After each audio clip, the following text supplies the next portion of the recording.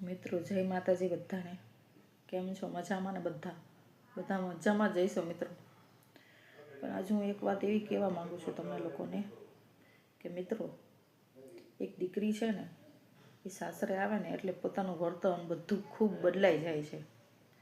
એના રહેણી ધેણી, ખાણી પીણી, પહેરવેશ બધું જ બદલાઈ જાય છે મિત્રો.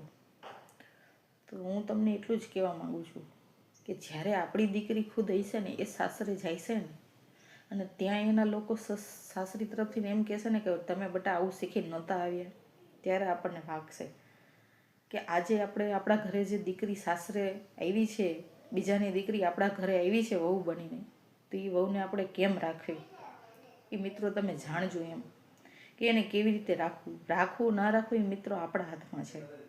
તમે એને દીકરીની જેમ રાખશો તો એ દીકરીની જેમ જ રહેશે, અને જો તમે એને વહુની જેમ રાખશો મિત્રો તો એ વહુની જેમ જ રહેશે.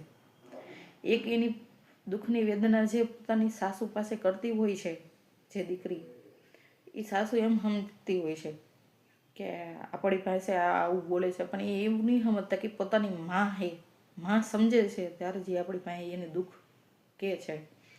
પણ અત્યારની સાસુ ક્યારેય નહીં સમજી શકે.